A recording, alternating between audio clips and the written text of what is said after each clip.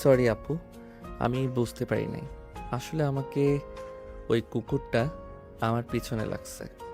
ওর থেকে বাঁচার জন্য দৌড়াতে গিয়ে আপনার সাথে ধাক্কা লাগছে। আয়ান কথা শেষ হইতেই কুকুরটা এসে ঘিউ ঘিউ করলে নদী ভয়ে উঠে লাফ দিয়ে আয়ানকে জড়িয়ে ধরে বলতে লাগলো, আমাকে বাঁচা, না হইলে তোর খবর আছে। আয়ান নদীর স্পর্শে দাঁড়িয়ে গেল। আয়ান কুকুরটাকে সরানোর চেষ্টা করতে লাগলো। কুকুরটা আরো বিগড়ে গেলে আয়ান নদীর হাত ধরে দৌড়াতে লাগলো। একটা গুলির ছিপার ভেতরে দুজনে ঢুকে পড়লো। নদী ভয়ে আয়ানের বুকে মুখ লুকালো। আয়ান এদিকে সেদিকে তাকিয়ে দেখতে লাগলো কুকুরটা চলে গেছে নাকি আছে। কুকুরটাকে এদিকে আসতে দেখে আয়ান নদীর হাত ধরে বলে, দৌড় দেন, ওই দিকে আসছে। আয়ান নদীর হাত ধরে দৌড়ে যেতে লাগলো। হঠাৎ করে সামনে যেতে একটা রুম ঢুকে পড়লো। রুমে ঢুকে দরজা লাগিয়ে দিল। নদী বলে ওঠে, ওই ওই দরজা লাগালি কেন? তোর মতলব বেশি ভালো না। রেপ করব। আমার কাছে আসলে আমি খুন করে ফেলবো। কুকুর দেখে যেভাবে ভয়ে আমাকে জড়িয়ে ধরেছিলেন, এতে বোঝা যায় খুন করার মতো সাহস আপনার নাই। আয়নের কথা শুনে নদী তোতলাতে তোতলাতে বলে, তুই তুই নিজেও তো ভয় পেয়ে আমাকে নিয়ে এখানে আসলি। তো জানেন যে কুকুরের ভয়ে দুইজন এখানে লুকিয়েছি, তারপরও আমাকে বলেন কেন? তোর মতলব ভালো না?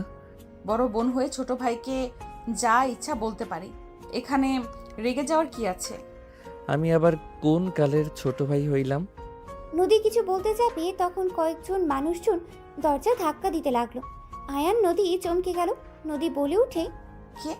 নদীর কণ্ঠ শুনে কেউ একজন বলে উঠল, ওই দরজা খুল, না হলে দরজা ভেঙে ফেললাম। দরজা ভাঙলে তোদের খবর আছে, নোংরামি করার জায়গা পাস না। আয়ান দরজা খুলে দিলে লোকগুলো আয়ানকে মারতে লাগলো। নদী পালাতে যাবে, সাথে কয়েকজন ছেলে চুল ধরে নদীকে থাপ্পড় মারলে আয়ান রেগে লোক তিনটাকে লাথি মেরে ফেলে দিয়ে বলল, আমরা কি করছি সেটা না বলে মেয়ে মানুষের গায়ে হাত তোলার সাহস কোথা থেকে পান?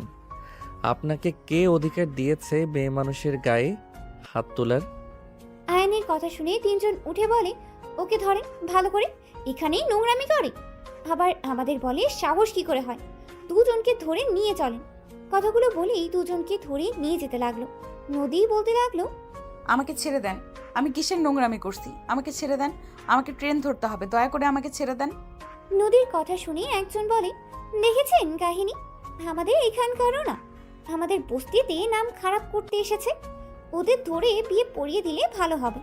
এখানে মজা নিতে আসা বের করছি। কি বিয়ে মানে? আমি ওনাকে চিনি না, আর না উনি আমাকে চেনে। আপনারা কি যাতা বলছেন? আমাকে যেতে দেন, আমি ওকে চিনি না, ওই আমাকে চেনে না। দুজনের কথা শুনে একজন থাপ্পড় মেরে বলে, আমাদের বোকা মনে হয়? আর মজা নেওয়ার সময় ভালো লাগে, বিয়ে করতে মন চায় না? বিয়ের কথা বলছি আর তখন একে অপরকে চিনেই না। এই নোংরামি বের করছি, ওয়েট। দুজনকে টেনে নিয়ে যেতে লাগলো। কিছু দূর নিয়ে গেলে আয়ান নদী নিজেদের মুখ ঢেকে রাখার চেষ্টা করতে লাগলো। দুজনকে টেনে কাজী অফিসে নিয়ে চলে গেল। আয়ান নদী দুজন বারবার অনুরোধ করতে লাগলো ছেড়ে দেওয়ার জন্য। সবাই মেরে ধরে জোর করে বিয়ে পড়িয়ে দিল। আর দুজনকে বলল, নেক্সট টাইম যদি তোমাদের এইখানে দেখি কপালে দুঃখ আছে, নোংরামি করতে আছোস তাই না? গলির ভেতর থেকে শুরু করে সোজা আমার ঘরে গিয়ে নোংরামি মন চাইছে গলায় চেপে ধরি, আমার রুমটাই খারাপ করে দিল। কথাগুলো বলেই লোকটা চলে গেল। নদী কান্না করতে বলে ওঠে, তোর জন্য এসব হইল, তুই ইচ্ছে করে এসব করছস, তোরে আমি খুন করে ফেলবো। আয়ানকে নদীর মারতে যাবে, সাথে সাথে আয়ান নদীর হাত ধরে ফেলে, বলে, দেখেন, আমি এখানে কাজের জন্য এসেছিলাম, আমি চাকরি খুঁজতে এসেছি। আমি কিভাবে ইচ্ছে করে এসব করব? আমার ফ্যামিলি জানলে কতটা কষ্ট পাবে আপনি জানেন? চুপ কর, তুই ইচ্ছে করে করছস। তোর সাথে দেখা হওয়ার পর থেকে যত ঝামেলা হচ্ছে, তুই সব নষ্টের মূল। আজব তো, সব দোষ আমার নিজের। মনে হয় নাই আপনাকে বলছিলাম আমাকে জড়িয়ে ধরতে? নিজেই জড়িয়ে ধরে এখন আমার উপরে দোষ চাপাচ্ছেন। দেখেন, এখানে আমারও দোষ নাই, আপনারও নাই। ওঠেন, কাজী অফিসে বসে থাকবেন নাকি?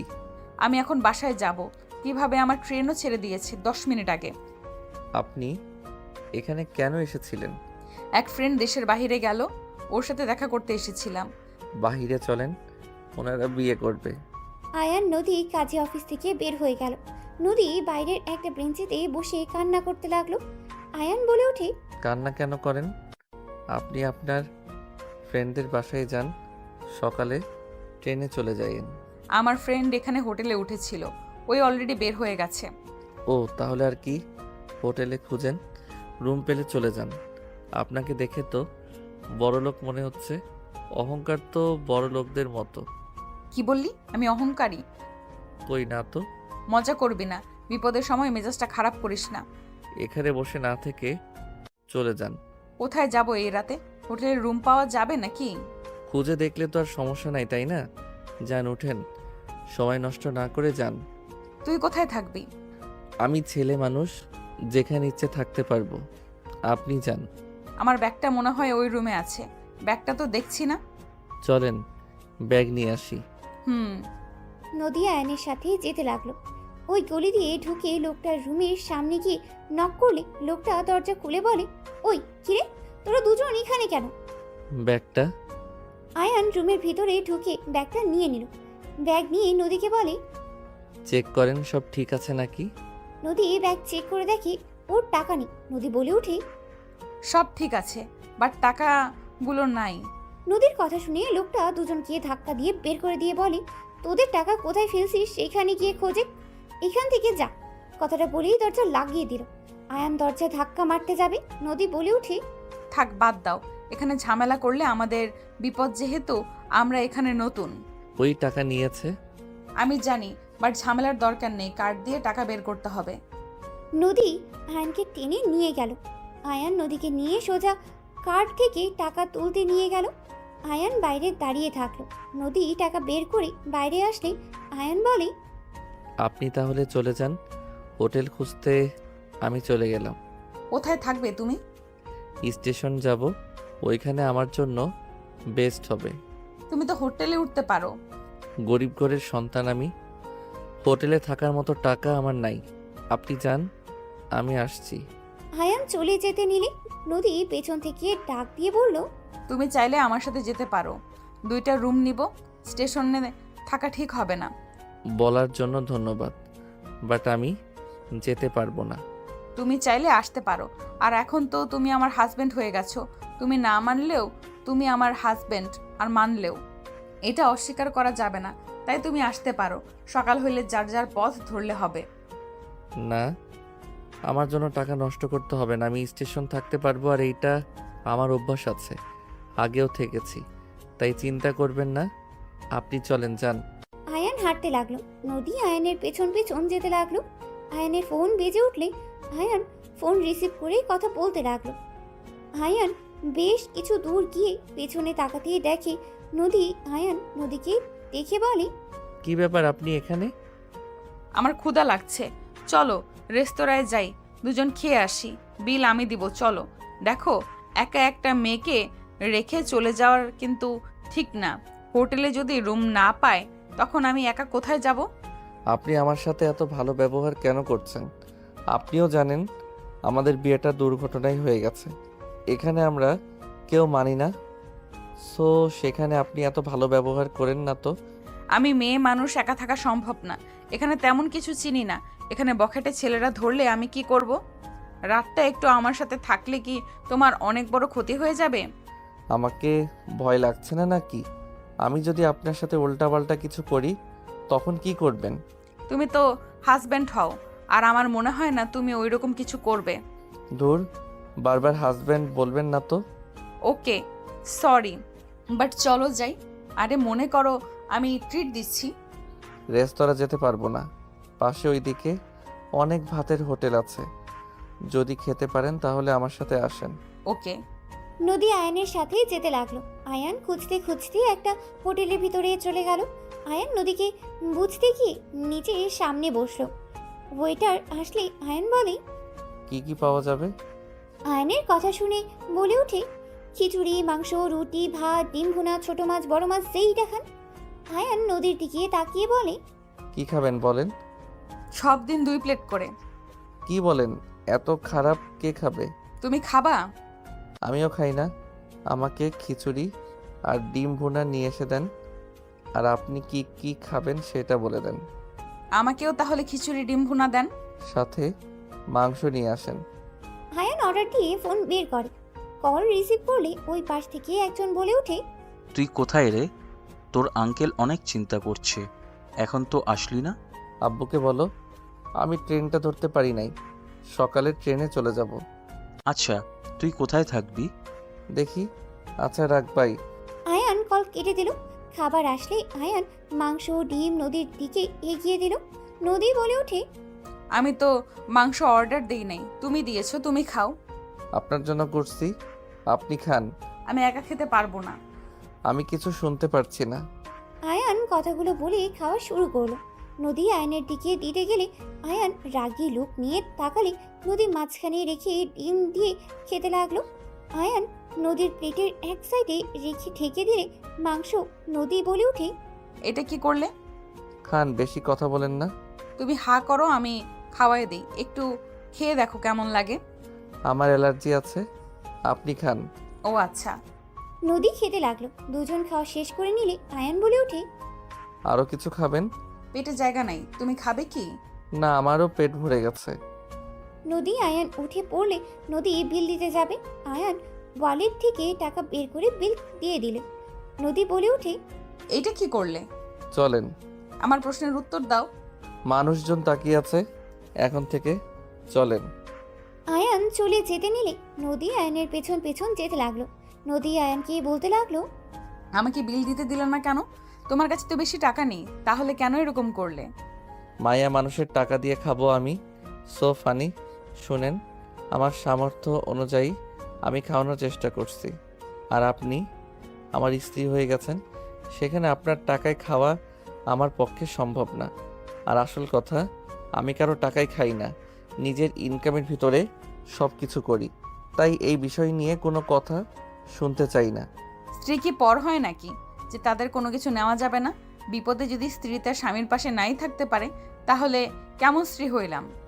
আপনি সম্পর্কটা অন্যভাবে নিয়ে যাচ্ছেন। আপনি ভুলে যাইয়েন না, আমাদের এই বিয়ের মধ্যে থাকা সম্ভব না। আজকে রাত পর্যন্ত আপনার সাথে থাকা, সকাল হইলে দুইজন আলাদা পথ। আচ্ছা, শুনে দেখি কম টাকায় কোনো রুম ভাড়া পাওয়া যায় নাকি? আয়ান কম ভাড়ায় হোটেল খুঁজতে লাগলো। কোনো জায়গায় খালি রুম পাইলই না। নদী বলে ওঠে, আমি যেখানে নিয়ে যাই সেখানে যাবে, বেশি কথা বলবে না। আপনি একা থাকেন গা, যান। চলো তো। নদী আয়নের হাত ধরে টেনে দামি হোটেলের সামনে চলে গেল। ভিতরে গিয়ে রুম একটা পেয়ে যায়। আয়ান বলে ওঠে, তাহলে তো হয়ে গেল, আপনি যান, আমি চলে যাই। কথা কম বলো, চলো। নদী আয়নের হাত ধরে চাবি নিয়ে যেতে লাগলো। আয়ান নদীর হাতের দিকে তাকিয়ে থেকে যেতে লাগলো। রুমে চলে গেলে নদী বলে ওঠে, থাকো, আমি ফ্রেশ হয়ে আসি। আর খবরদার এখান থেকে চলে যাবে না। আমি চলে গেলে ভালো হইতো, আপনি একটু বুঝেন। রিল্যাক্স, আবার কোনোদিন দেখা হইলে ভাড়া অর্ধেক অর্ধেক দিও, তাহলেই হয়ে যাবে। নদীর কথা শুনে আয়ান বলে ওঠে। ওকে। নদী ওয়াশরুমে চলে গেল। নদী ফ্রেশ হয়ে আসলে আয়ান চলে গেল। আয়ান ফ্রেশ হয়ে সোফায় বসে পড়ল। নদী বলে ওঠে, ওকে শুয়ে পড়ো, আমার অনেকটা টায়ার্ড লাগছে। ওকে, শুয়ে পড়েন। আয়ান সোফায় শুয়ে পড়লে নদী বলে ওঠে, তুমি চাইলে খাটে শুয়ে পড়তে পারো, মাঝখানে পার্টিশন দিয়ে রাখতে পারো। না, আমার হাত পা তুলে দেওয়ার অভ্যাস। আপনি থাকেন ওইখানে, গুড নাইট। আয়ান চোখ বন্ধ করে শুয়ে পড়ল। আয়ান ঘুমিয়ে গেলে নদী আয়নের দিকে তাকিয়ে থাকতে লাগলো। 2 বছর পর। স্যার, আমি নিঃস্বার্থভাবে আপনার কোম্পানিতে কাজ করলাম, আর আপনি আজ বলছেন আমি আপনাদের লিঙ্কগুলো অন্য কোম্পানিতে বিক্রি করে দিয়েছি। তুই যদি না করস তাহলে ওই পোলা, তুই ছাড়া তো এই লিঙ্কের কথা কেউ জানতো না। দেখেন স্যার, আমি কিছু করি নাই, আমাকে ফাঁসানো হচ্ছে। এই অফিসে কেউ এমন কিছু করছে, আপনি ভালো করে খোঁজ নিয়ে দেখেন। তুই করছস, আমাকে কিছু দেখতে হবে। তুই এখন এই কোম্পানি থেকে চলে যা, যার কাছে বিক্রি করছস তার কোম্পানিতে কাজ কর, বের হ। রনি ধাক্কা দিয়ে বের করে দিতে সাথে সাথে আয়ানকে কেউ ধরে ফেললো। রাইসা বলে ওঠে, আয়ান কিছু করেনি, সব আপনি করেছেন। অন্যের উপরে দোষ চাপাতে লজ্জা করে না? ম্যাম কি বলছেন? আমি কেন এমন কাজ করব? রাইসা ফোন চালু করে ভিডিও ফুটেজ দেখালে রনি ঢোক গিলতেই লাগলো।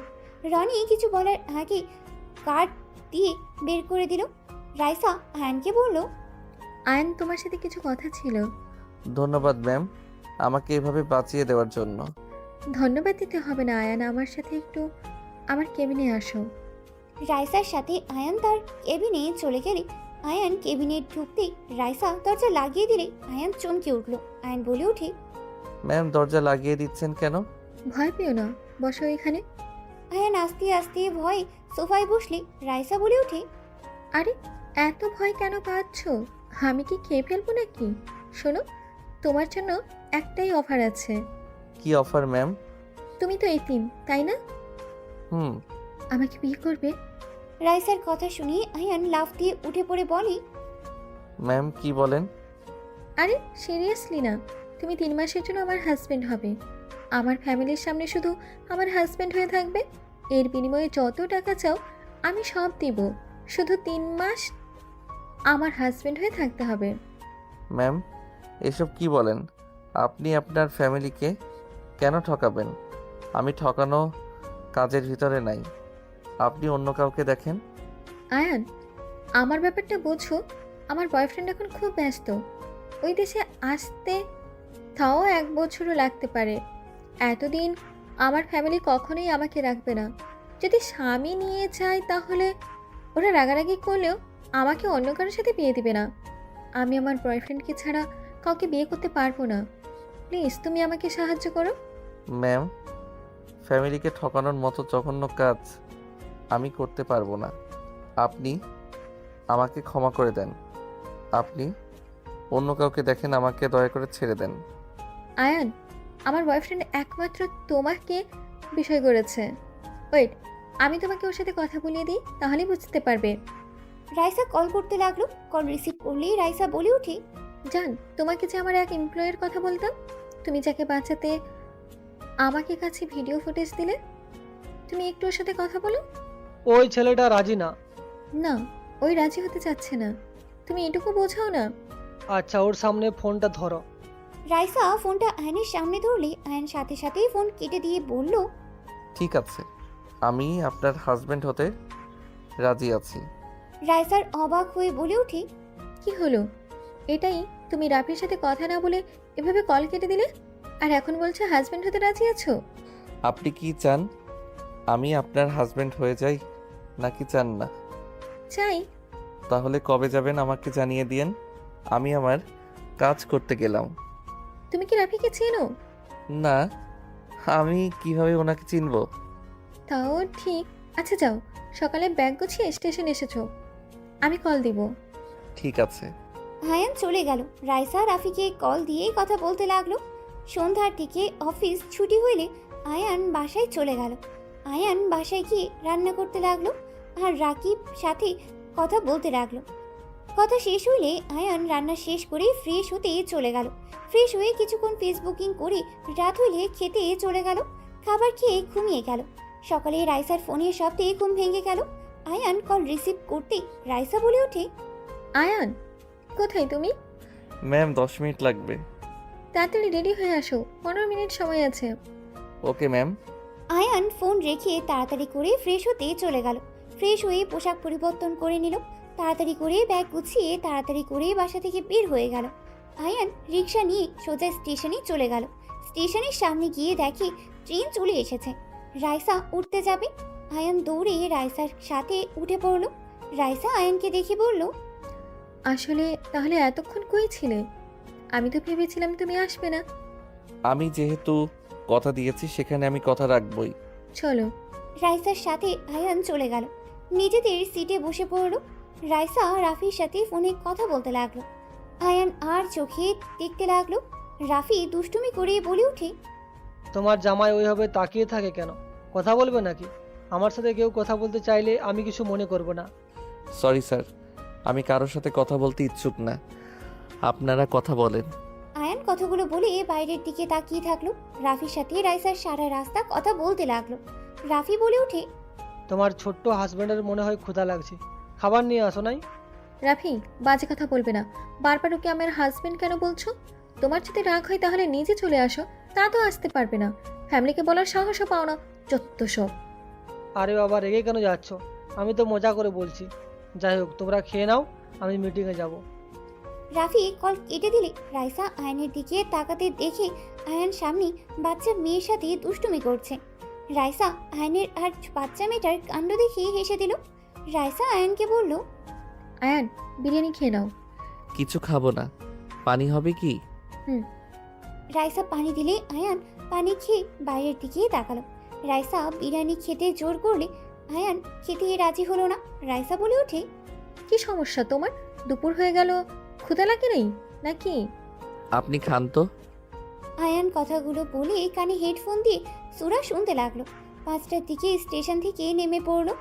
আয়ান নিজের ব্যাগ কাঁধে নিয়ে রাইসার লাগেজ নিয়ে যেতে লাগলো।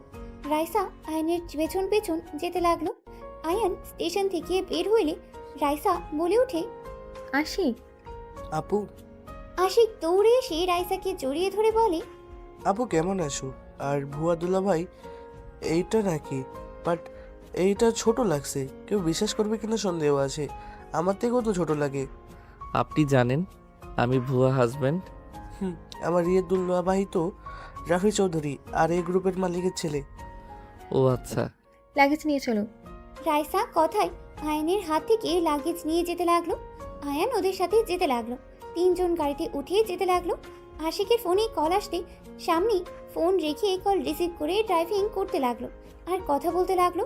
আয়ান বাইরের দিকে তাকিয়ে থাকতে লাগলো। একটা পুরনো জমিদার বাড়ির ভেতরে গাড়িটা থামলো। আয়ান গাড়ি থেকে নেমে রাইসা বলে ওঠে, ভেতরে চলো। এটা তো জমিদার শেখ বাড়ি, তাই না? হ্যাঁ, আমার দাদার বাবা ছিলেন সে। ও আচ্ছা। ভেতরে চলো। আর তোমাকে দুপুরে যা যা বলেছিলাম মনে আছে? জি ম্যাম। বউবালা শেখো। ম্যাম কি? সরি। আয়ান রাইসা আশিকের সাথে যেতে লাগলো। ভিতরে ঢুকলে রাইসাকে সবাই জড়িয়ে ধরলো। রাইসা সবার সাথেই কথা বলতে লাগলো। হঠাৎ করে আয়নের চোখ সিঁড়ি বয়ে নামা মেয়েটার দিকেই গেল। আয়ান চমকে গেল। রাইসা মেয়েটাকে দেখে জড়িয়ে ধরে বলল, কেমন আছোস? আলহামদুলিল্লাহ। অনেক শুকিয়ে গেছিস। খাবার ঠিক মতো খাস না নাকি? নাটক কম করো প্রিয়। নিজের দিকে তাকিয়ে অন্যজনের দিকে তাকিয়ে কথা বলেন। রাইসার কথা শুনে সবাই হেসে দিল। নদীর আম্মু সামনের দিকে তাকিয়ে বলে ওঠে, আশিক, এই ছেলেটাকে। নদীর আম্মুর কথা শুনে আয়ান সালাম দিল। নদী আয়নের দিকে তাকালে বুকের ভিতর টুক করে উঠল। রাইসা নদীকে ছেড়ে দিয়ে বলে, বড় আম্মু, আমার হাজবেন্ড আয়ন। আর এই দিকে আছো? সরি, সবার সাথে কথা বলতে গিয়ে তোমার সাথে পরিচয় করে দিতে ভুলে গেছি। রাইসার কথা শুনে নদী কয়েক পা পিছিয়ে গেল। সাথে সবাই থমকে গেল। রাইসার আম্মু বলে ওঠে, আমাদের না জানিয়ে তুই বিয়ে করে ফেলেছিস? উপায় ছিল না আম্মু। তোর দাদু, আব্বু, চাচুরা জানলে কি হতে পারে ভাবতে পারছিস? আর তুই কিভাবে আমাদের না জানিয়ে বিয়ে করলি? আমাদের তো একবার জানাতে পারতি। কি জানাবো? তোমরা কি বলেছো আমি আসলে আমাকে বিয়ে দেবে? তো আমি আমার বয়ফ্রেন্ডকে বিয়ে করে নিয়েছি। আর আমি বিয়ে করে সোজা এখানে নিয়ে এসেছি। বাসর তো আর করি নাই, তাই না? বউ কি ধরনের কথা বলো? বড়দের সাথে এভাবে কেউ কথা বলে নাকি? জান, চুপ করো। আমি কথা বলছি তো। কাকি বাদ দেন তো। আব্বু, চাচু, দাদুকে শান্ত কিভাবে করতে হবে সেটাই নিয়ে ভাবতে হবে। সত্যি কি তোরা বিয়ে করছোস রাইসা? এই ছেলেকে দেখে তো ছোটদের মতো লাগছে। ওই আমার জুনিয়র, বাট আমরা একে অপরকে ভালোবাসি। বয়স কোনো ব্যাপার না। জান, চলো রুমে যাই। রাইসা আয়নের হাত ধরে নিয়ে যেতে লাগলো। নদীর থ হয়ে এক নজর তাকিয়ে আছে। আয়ান নদীর দিকে তাকিয়ে ভাবতে লাগলো, শেষমেশ কিনা নিজের শ্বশুর বাড়িতে চলে আসলাম। আল্লাহ জানে উনি মনে মনে কি ভাবছে। আবার যদি রেগে আমার নামে মামলা দেয়, কারণ আমি তো তাকে ডিভোর্স দেই নাই। কি যে করব আল্লাহ ভালো জানে। আয়ানকে নিয়ে সোজা রাইসা রুমে চলে গেল। আয়ান হাত সরিয়ে দিয়ে বলে, আপনি বড়দের সাথে এমন ব্যবহার করেন কিভাবে? আর বাসর কথা বলতে লজ্জা লাগে না? এই, তোমার সাথে কি সত্যি বাসর করবো নাকি? চুপ থাকো। আমার ফ্যামিলির ব্যাপার আমি বুঝে নিব। যাও, ফ্রেশ হয়ে নাও। রাইসা আয়ানকে ওয়াশরুম দেখিয়ে দিলে আয়ান ব্যাগ থেকে শার্ট প্যান্ট বের করে ওয়াশরুমে চলে গেল। গোসল করে পোশাক চেঞ্জ করে বের হইল। বারান্দায় শার্ট প্যান্ট মেলে দিয়ে খাটে এসেছে বসলো। রাইসা ওয়াশরুমে চলে গেল। গোসল করে বের হইলে নদী রুমের ভিতরেই ঢুকলো। রাইসা নদীকে দেখে বলে, কিছু বলবি? দুলাভাইকে নিয়ে নিচে আয় খেতে।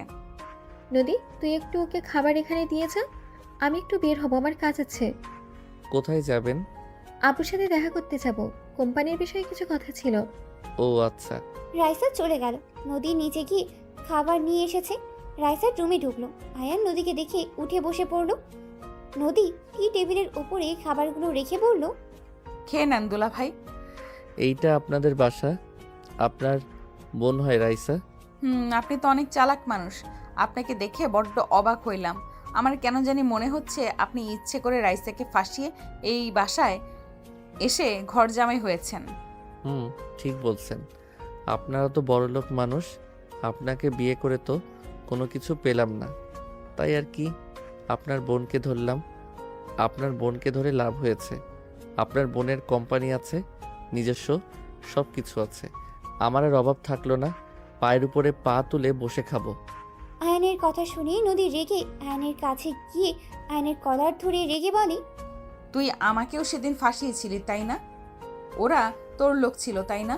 তুই যদি ভেবে থাকস রাইসার মাধ্যমে এই বাড়ির দিকে নজর দিবি, তাহলে জীবনে বড় ভুল করবি। আমি বেঁচে থাকতে তোকে কিছুই করতে দিব না।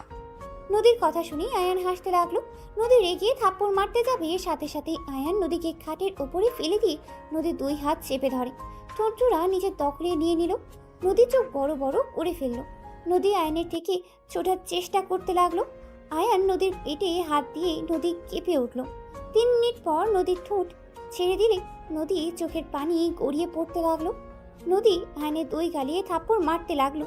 নদী কান্না করতে করতে বলতে লাগলো, আমার হাজবেন্ড হয়ে অন্য কাউকে বিয়ে করতে কি বিবেকে বাঁধলো না? তোর টাকা প্রয়োজন হইলে আমাকে বলতে পারতি, তুই অন্য কাউকে কেন বিয়ে করলি? আয়ান নদীর বুকে মাথা দিয়ে দুই হাত খাটের সাথে চেপে ধরে বলে, আমাকে কি ভালোবাসেন নাকি? তোকে কেন ভালোবাসবো? এই জন্য বলে এতদিনে মানুষ চেনা যায় না। এই জন্য বলে একদিনে মানুষ চেনা যায় না। তুই এত খারাপ, সামান্য টাকা সম্পদের জন্য আমার কাজিনকে বিয়ে করে এই বাড়িতে আসলি। তুই সব চেনার পর কেন আমার সাথে যোগাযোগ করলি না? যোগাযোগ করলে তো আমি তোকে ফিরিয়ে দিতাম না। যা টাকা লাগে, যা দরকার আমি তোকে দিতাম। নদী কথাগুলো বলে অচরে কান্না করতে লাগলো। আয়ান বুকের ওপর থেকে মুখ তুলে ঠোঁটে আলতো করে কিস করে। চোখের পানিগুলো ঠোঁট দিয়ে চুষে নিতে লাগলো।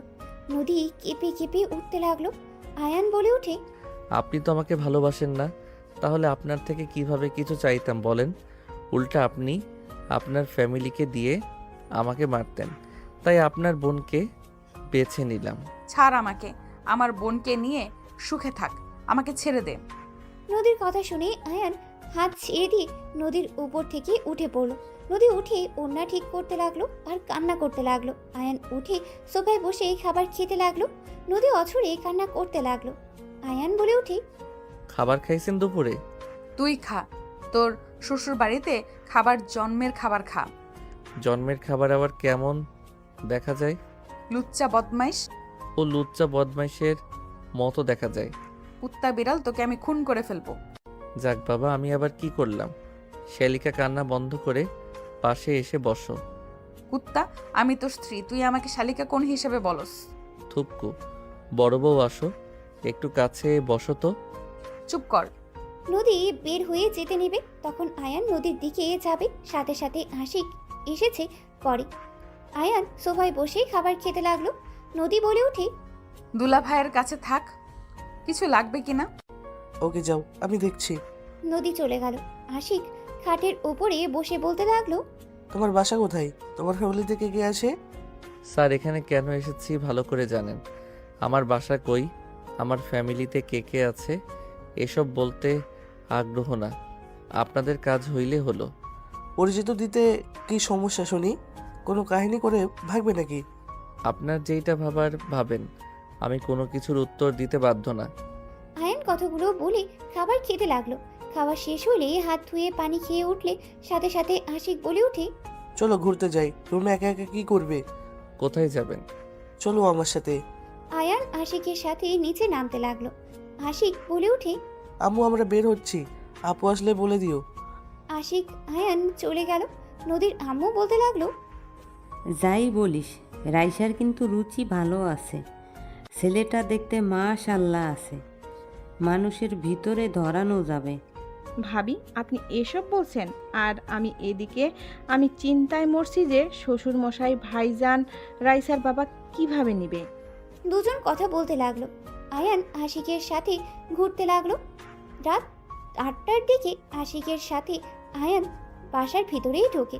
দেখে নদীর আব্বু রাইসাকে থাপ্পড় মেরে বলছে, তোমাকে আমরা এই শিক্ষা দিয়েছি, যাকে তাকে ধরে নিয়ে এসে বলবে বিয়ে করে এসেছি, ও আমার হাজব্যান্ড, মেনে নেন।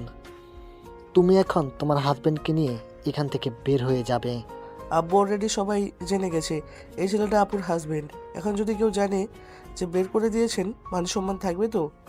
এইটুকু ছেলেকে বিয়ে করছে, আমি কি আর বলবো? আমার বলার মতো ভাষা নাই। দাদু, ওর বয়স কম হইতে পারে, ও অনেক ভালো একটা ছেলে। আপনার ওর সাথে মিশলে বুঝতে পারবেন। আমি বুঝলাম ওই ভালো ছেলে, তুমি আমাদের না জানিয়ে বিয়ে কিভাবে করতে পারলে? আসসালামু আলাইকুম, আমি আপনাদের মাঝে কথা বলতে যাচ্ছি, যদি অনুমতি দিতেন। ওয়ালাইকুম আসসালাম। কিসের অনুভূতি? তুমি আমাদের মধ্যে একটা কথাও বলবে না? তুমি আমার বাতিদিকে পাশিয়ে বিয়ে করেছ। তোমার মতো ছেলেকে আমার চেনা হয়ে গেছে। তুমি কি ভাবছ আমার বাতিজিকে ভুলিয়ে বালিয়ে বিয়ে করে আমাদের সম্পত্তি নিয়ে নিবে? যদি ভেবে থাকো তাহলে জীবনে বড় ভুল করছ। দুঃখিত আঙ্কেল, আপনার মেয়ের সম্পত্তি বা আপনাদের সম্পত্তি এসব আমার কোনো লোভ নাই। আপনার মেয়েকে ভালোবাসি, তাই বিয়ে করেছি। আপনারা আমাদের ভালোবাসা মেনে নিতেন না, তাই আমরা বিয়ে করতে বাধ্য হয়েছি। এখনো ও তোমাদের আমরা মেনে নিচ্ছি না, বের হয়ে যাও দুইজন। দাদু রাইসার হাত ধরতে যাবে, তখন রাইসার আব্বু বলে ওঠে, আব্বাজান, ভাইজান বাদ দেন। আমার মেয়ে বিয়ে করে ফেলেছে, সেখানে আর ঝামেলা করে কী লাভ? ভুলটা তো আর শোধরানো যাবে না।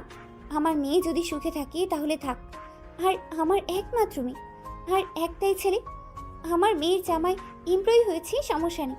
আমার যা আছে এটাই আলহামদুলিল্লাহ, আমার ছেলে মেয়েদের হয়ে যাবে। রাইসার আব্বু কথাগুলো বলে চোখের কোণায় পানিগুলো গড়িয়ে পড়ার আগে মুছে ফেলল। আয়ান রাইসার আব্বুর দিকে তাকিয়ে অনেক মায়া হইতে লাগলো। নদীর আব্বুও বলে ওঠে, মেয়ে ছেলেকে সবসময় ছেড়ে দিবি না তো? মাথায় তুলে আজ কি হলো? তোর মেয়ে একা বিয়ে করে চলে আসলো, আর আমার মেয়ে ছেলেকে দেখ, আজ পর্যন্ত কোনো রিপোর্ট নাই। ছেলে মেয়েদের বেশি মাথায় তুললে এমনই হবে। নদীর আব্বুর কথা শুনেই রাইসার আব্বু চুপ করে থাকলো। রাইসা মাথা নিচু করে রাখলো। আয়ান বলে ওঠে, দুঃখিত, কিছু মনে করবেন না। সব সময় চোখে দেখা কানে শোনা সবসময় সঠিক হয় না, আর ছেলে মেয়েদের নিয়ে বেশি গর্ব করা লাগে না। আর কি বলেন যে মাথায় বেশি তুলে ছেলে মেয়ে নষ্ট হয়ে যায়? স্যার, ব্যাপারটা সম্পূর্ণ ভুল। রাইসা বা তার বড় ভাই তার বাবা মায়ের অসম্ভব ভালোবাসে, সম্মান করে। আপনার ছেলে মেয়ে যে দেখতে পারছেন, আপনি বলেন যে তাদের শাসন করেন, কঠোরভাবে রাখে।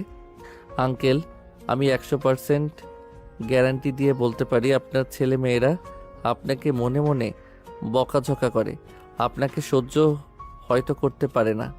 আপনার সামনে হয়তো ভয়ে এক্সপেক্ট করে, বাট মনের ভিতর থেকে এক্সপেক্ট করে না।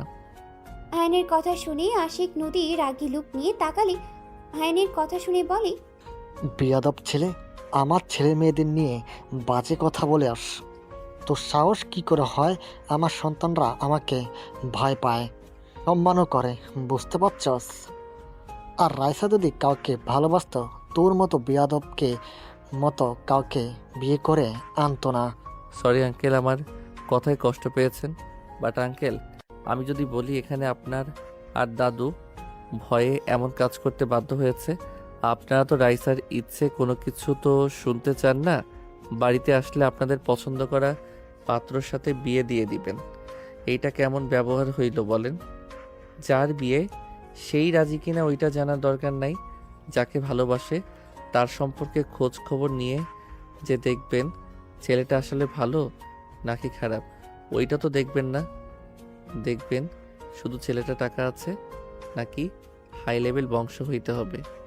এত টাকা টাকা করে কি হবে আঙ্কেল, যদি ভালোবাসাটা না থাকে? আয়নের কথা শুনে রাইসার আব্বু বেশ ভালো লাগলো। নদীর আব্বু রেগে বলে ওঠে, তুই কি বলতে চাস? হ্যাঁ, আমরা আমাদের সন্তানের ভালো চাই না, খারাপ চাই না কি? আঙ্কেল আমি সেইটা বুঝাই নাই। আসলে সমস্যা কি জানেন, মাঝে মাঝে বাবা মায়েরা সন্তানের ভালো করতে গিয়ে সন্তানের খারাপ ভবিষ্যৎটা খারাপ করে দেয়। আঙ্কেল সবসময় টাকার পিছনে ছুটবেন না। মানুষ ব্যবহার দেখবে, মেয়ে ভালো দেখবে কিনা সেটা দেখবে। এখন অনেক টাকাওয়ালা বাট নেশাখোর বা সব মেয়ের প্রতি আসক্ত বা ব্যবহার নিকৃষ্ট বউকে সম্মান করতে জানেন না, এমন ছেলে দেখে বিয়ে দিয়ে জীবন নষ্ট করার কোনো মানে হয় না। তাই না? তা তুই অনেক ভালো ছেলে, এটা বোঝাতে চাচ্ছিস নাকি? তোর মতো দুই পয়সার ছেলের সাথে নিজের মেয়েকে বিয়ে দিব নাকি? আমি বলি নাই আমি ভালো। আয়ান আর কিছু বলার আগেই রাইসা বলে ওঠে, আয়ান চুপ করবে প্লিজ? অনেক জ্ঞান দিয়েছো, দয়া করে চুপ করো। রাইসার কথা শুনে আয়ান চুপ হয়ে গেল। নদীর আব্বু রেগে বলে ওঠে, আব্বা, আপনি তাকিয়ে কি দেখছেন? আপনার ছেলেকে এতটুকু ছেলে এসে অপমান করছে আর আপনি চুপচাপ শুনে যাচ্ছেন, কেউ কোনো প্রতিবাদ করছেন না। ছেলেটা ছোট হইলেও আসলে অনেক কিছু ঠিক বলছে। আব্বু, তুমি ওদিকে টানছো। আচ্ছা বাদ দে, মেজো যেহেতু মেনে নিয়েছে সেখানে আমার কথা বলে কি লাভ? রাইসা, ওকে নিয়ে রুমে যাও। রাইসা আয়ানকে ইশারা করলে আয়ান রাইসার সাথে যেতে লাগলো। নদী আয়ানের দিকে তাকিয়ে আছে। আয়ান নদীর দিকে তাকিয়ে চোখ টিপ মারলে নদীর রাগে গজগজ করতে লাগলো। নদীর আব্বু রেগে চলে গেল। নদীর আম্মু বলে ওঠে, বাবা, এইটুকু ছেলে না কত বড় বড় কথা। এখনকার ছেলেমেয়েরা অনেক পাকনা। আয়ান ছোট হলেও কথাগুলো কিন্তু সঠিক বলেছে। পাকনামি করা লাগবে না তোর, যা এখান থেকে। রাইসার আব্বু চলে গেল। দাদুও নিজের রুমে চলে গেল। আয়ান রাইসার সাথে রুমে গেলে রাইসা রেগে ধমকে সুরে বলে ওঠে, এই তোমাকে আমি এইসব শিখিয়েছি? বড় আব্বুর সাথে যে তর্ক করলে মেরে হাড্ডি ভেঙে দিত। আব্বু চুপ করেছিল জন্য কিছু করলো না। আব্বু যদি কিছু বলতো আমাদের বিরুদ্ধে গেলে মেরে বের করে দিত। Sorry ma'am. রাইসার ফোন বেজে উঠলে রাইসার বারান্দায় চলে যায়। আয়ান খাটের উপরে বসে চিন্তিত হয়ে বসে থাকলো। আয়ান মনে মনে ভাবতে লাগলো, আমি কি কাজটা ঠিক করছি? লোকটার চোখে আমি স্পষ্ট কষ্টের ছাপ দেখলাম। উনি হয়তো কল্পনাও করতে পারছে না তার মেয়ে এমন একটা কাজ করতে পারে। আমি কি ওনাকে সব সত্যিটা বলে দিব? না থাক, সত্যিটা বলে দিলে অন্য ঝামেলা হয়ে যাবে। আয়ান কথাগুলো ভাবতে লাগলো। 10টার দিকে রাইসাদের ডাকলে আয়ান রাইসা দুজন নিচে চলে গেল। আয়ান সবার সাথে ডাইনিং টেবিলে বসতে যাবে, তখনই নদীর আব্বু এসে বললেই, সামান্য একজন এমপ্লয়ি হয়ে বসদের সাথে খেতে বসতে চায় কোন সাহসে? এই ছেলে, নিচে গিয়ে বসো। Sorry sir. শফিক, চুপ কর তো। আয়ান, তুমি বসো আমাদের সাথে। ও যদি আমাদের সাথে খায়, আমি খাওয়ার বাদ দিয়ে উঠে যাব। নদীর আব্বুর কথা শুনে কিছু বলবে, তখন আয়ান বলে ওঠে, স্যার আপনি থাকেন, সমস্যা নাই, আমি নিচে বসছি। আয়ান এক সাইডে গিয়ে ফ্লোরে বসলে নদী আয়ানের পাশে গিয়ে বসলো। আশিকও চলে গেল। রাইসাও আশিকের পাশে বসে পড়ল। নদীর আব্বু রেগে বলে ওঠে, কি রে, তোরা ওখানে বসলি কেন? আম্মু, কাকি, আমাদের এখানে খাইতে দেন। আপনারা আমার সাথে কেন বসছেন? আমি গরিব ঘরের সন্তান। আপনারা যান, আমার সাথে বসা আপনার জন্য ঠিক না। তুমিও মানুষ, আমরাও। ওয়েট, আমি নিয়ে আসি। আশিক নদী উঠে খাবার নিয়ে আসতে গেলে নদীর আব্বু রেগে নদীর গালে থাপ্পড় মারতে গেলে আশিক সামনে দাঁড়ালে ওর গালে গিয়ে থাপ্পড়টা পড়ল। দাদু রেগে বলে ওঠে, আমার দাদু ভাইদের গায়ে হাত তোলার সাহস তোকে কে দিল? ওদের মতো থাকতে ওদের দে সব কিছু জোর করে চাপিয়ে দেওয়ার চেষ্টা করিস না। আব্বাজান, প্লিজ, আপনি আমাদের মধ্যে নাক গলাবেন না। একজন তো ধরে নিয়ে এসেছে বস্তির টোকাইকে, আবার এটা যে কি করবে সেটাই ভেবে পাচ্ছি না আমি। এত বড় সাহস, আমাকে বলস আমি নাক গলাই? দাদু নদীর আব্বুর কথা সহ্য করতে না পেরে বুকে ব্যথা উঠে গেল। আয়ান দৌড়ে গিয়ে দাদুকে ধরে ফেলল। নদী দাদুকে ধরে বলতে লাগলো, দাদু কি হলো? আপনার অনেক ব্যথা করছে, আপনি শান্ত হন। আব্বু, আপনি এটা কি করলেন? আপনি জানেন দাদুকে রাগানো যাবে না, তারপরও আপনি সেই কাজটাই করলেন। নদীর আব্বু থমকে গেল। তাড়াতাড়ি করে দাদুকে ধরতেই রাইসার আব্বু হাত সরিয়ে দিলে আয়ান দাদুকে কোলে তুলে নিয়ে বলি, ওনাকে হসপিটালে নিয়ে যেতে হবে, এভাবে এখানে রাখা যাবে না। আশিক আয়ানের সাথে ধরে নিয়ে যেতে লাগলো। আয়ান আশিকের পেছন পেছন সবাই যেতে লাগলো। নদীর আব্বু চোখ দিয়ে পানি পড়তে লাগলো। আয়ান গাড়িতে তুলে দিল। নদী রাইসা ওর দাদুকে ধরে কান্না করতে লাগলো। আয়ান ড্রাইভারের কাছ থেকে চাবি নিয়ে ড্রাইভিং করতে লাগলো। আশিক আয়ানকে রাস্তা চিনিয়ে দিতে লাগলো। আয়ান হসপিটালের সামনে গিয়ে থামিয়ে তাড়াতাড়ি করে আশিকের সাহায্য নিয়ে দাদুকে নিয়ে হসপিটালে চলে গেল। নার্স এসেছে, দাদুকে নিয়ে চলে গেল। নদী রাইসা কান্না করতে লাগলো। আয়ান নদী রাইসাকে বসিয়ে দিয়ে বলতে লাগলো, দুইজন কান্না থামান, কিছু হবে না। আল্লাহর কাছে দোয়া করেন। আর এইভাবে কেউ কান্না করে নাকি? কান্না থামান তো। দাদুর কিছু হয়ে গেলে আমি কার সাথে আবদার করব? কে আমাকে বুঝবে, ভালোবাসবে? আমার কিছু হলে কে আগে এসেছে পাশে দাঁড়াবে? ওনার কিছু হবে না, আল্লাহর কাছে দোয়া করলে তো পারেন। অ্যান্ড তুমি চুপ করবে? আমাদের কষ্ট তুমি কি বুঝবে? তুমি তো এতিমখানায় বড় হয়েছো। তোমার ফ্যামিলি থাকলে আমাদের ভেতরে কারো কিছু হলে বুঝতে। রাইসার কথা শুনে আয়ানের বুকের ভেতরে ঠুক করে উঠল। আয়ান চুপ হয়ে গেল। আয়ান উঠে দাঁড়িয়ে দাদুর কেবিনের দিকে তাকিয়ে থাকলো। আশিক ডাক্তার ডেকে নিয়ে আসলেই ডাক্তার চলে গেল দাদুকে দেখতে। সবাই হসপিটালে চলে আসলো। কয়েক ঘন্টা পর ডাক্তার বের হইলে সবাই ডাক্তারের কাছে এগিয়ে গেল। ডাক্তার বলে উঠে, রোগীর আপাতত ঠিক আছে। আপনাদের তো বলে দেওয়া হয়েছিল রোগীকে হার্ট না করা। ওনাকে কোনো চিন্তা ভাবনা রাগানো যাবে না, ওনার খেয়াল রাখতে হবে। পরের বার এই অবস্থা হইলেই বাঁচানো সম্ভব হবে না। ডাক্তার আর কিছু কথা বলেই চলে গেল। নার্স মেডিসিন লিস্ট দিলে আয়ান বলে উঠে, আমার কাছে দিন, আমি নিয়ে আসছি। আয়ান লিস্ট নিয়ে চলে গেল। ফার্মেসিতে গিয়ে মেডিসিনগুলো কিনে হসপিটালে চলে আসলো। আয়ান মেডিসিনগুলো দিলে নার্স হাতে দাদুর কাছে চলে গেল। 5 দিন পর দাদুকে হসপিটাল থেকে বাসায় নিয়ে আসা হয়েছে। দাদু খাটে শুয়ে থেকে কিছু ভাবছে। আয়ান বলে উঠল, দাদু আসবো। দাদু ইশারা করলেই আয়ান ভিতরে গিয়ে দাদুর পাশে চেয়ার টেনে বসে পড়ল। কি ব্যাপার দাদু, দাদিমাকে মিস করেন নাকি? তুমি কিভাবে বুঝলে? ওই তো আপনার বুকের ভিতর থেকে শব্দ হচ্ছে, উনি বলল, সেটা শুনে বললাম। আয়ানের কথা শুনে দাদু হেসে দিয়ে বলে, তোমাকে প্রথম দেখে ভেবেছিলাম তুমি অনেক গম্ভীর টাইপের। এই 5 দিনে যা বুঝলাম। কি বুঝলেন? ফাজিল নাকি? অনেক মজার একটা ছেলে তুমি। তুমি 5 দিনে সবার সাথে কত সুন্দর মিশে গেছো। আপনারা ভালো বলে মিশতে পারছি, চাচা শ্বশুর তো এখনো সহ্য করতে পারছে না। ওর কথা বাদ দাও। ওই ছোট থেকে খিটখিটে মেজাজের বড় সন্তান তো মায়ের আদরের বাদর হয়ে গেছে। ওনার আম্মু ওনাকে অনেক ভালোবাসতো, তাই না? হ্যাঁ, ওর আম্মু ওদের অনেক ভালোবাসতো। আমি বাবা হয়ে ওদের কখনোই সময় দিতে পারি নাই, ওদের মনে জায়গা নিতে পারি নাই। ওদের মা যখন আমাদের ছেড়ে চলে গেল তখন থেকে ওরা আমাকে অপছন্দ করা শুরু করে দেয়। ওরা বুঝতে না দিলেও আমি ঠিকই বুঝতে পারি। দাদিমা কি হয়েছিল? আমার ছোট সন্তানের সাথে এই বাড়ি থেকে বের হয়ে গেছিল। সেই যে চলে গেছে, আর কোনোদিন তার দেখা পাই নাই। অনেক খোঁজ নিয়েছি, কিন্তু কোথায় থাকে এটাও বের করতে পারি নাই। 20 বছর আগে একবার পত্রিকার কাগজে তাকে দেখেছিলাম। বিজনেসম্যান নাম্বার 1 হিসাবে পরিচয় পেয়েছে।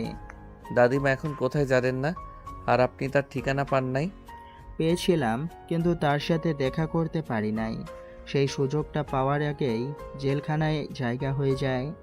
মানে কি বলেন? জেলখানায় মানে? আমার 3 বছরের জেল হয়েছিল। পরিচিত একজন মিথ্যা মামলায় ফাঁসিয়ে দিয়েছিল। জেল থেকে বের হয়ে সোজা দেশে চলে আসি। সবাই ভেবেছিল আমি মারা গেছি। ও আচ্ছা। একটাই কথা বলবো।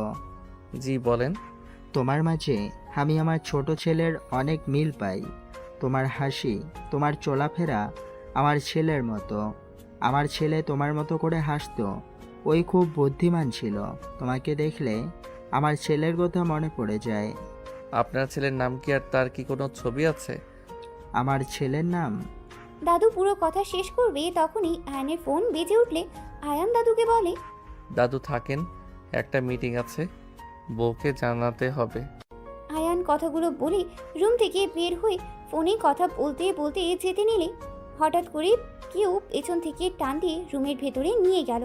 আয়ান কল কেটে দিয়ে পিছনে ঘুরে তাকাতে সাথে সাথে নদী আয়ানের ঠোঁট জোড়া নিজের দখলে নিয়ে নিল। আয়ান নদীর কোমর ধরে সূর্যরা ওপরে অত্যাচার করতে লাগলো। 3 মিনিট পর ছেড়ে দিলে নদী বলে উঠে, তোর বউকে তুই টাচ করস নাই, আমি জানি তোদের বাসর আজ হবে। তার আগেই আমি তোর ঠোঁটগুলো ইউজ করলাম। শুধু ঠোঁট, অন্য কিছু ইউজ করবেন না? কি বলতে চাস? কিছু না। ও হ্যাঁ, বউয়ের কাছে যেতে হবে। যা, তোর বউ তোর জন্য অপেক্ষা করছে। করবেই তো, আমার বউ আমার জন্য অপেক্ষা করবে না তো কার জন্য করবে? আয়নের কথায় নদীর রাগ উঠলে কলার চেপে ধরে বলে, আমি তোকে ভালোবাসি, আমি তোর প্রথম স্ত্রী। তুই আমার আগে ওর সাথে বাসর করতে পারবি না। দেখ আমি কি করি আজকে। কি করবে? হ্যাঁ, কিছু করতে পারবে না। আমি তো আজ বাসর করবই। তোর সাহস থাকলে করে দেখাস। ওকে।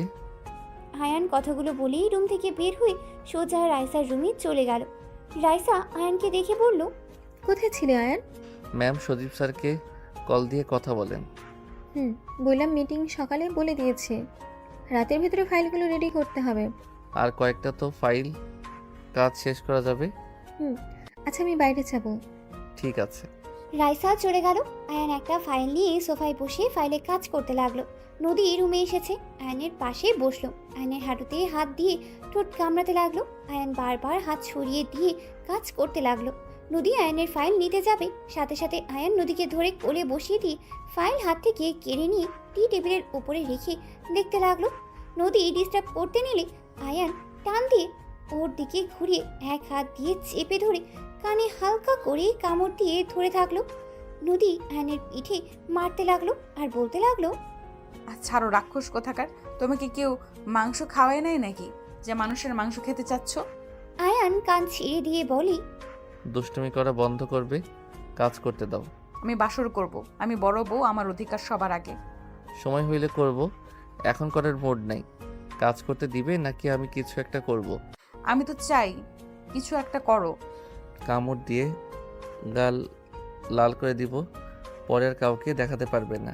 তাই চুপচাপ বসে থাকো, কাজ করতে দাও। আমার কান্না আসছে, আমি কান্না করি, তুমি কাজ করো।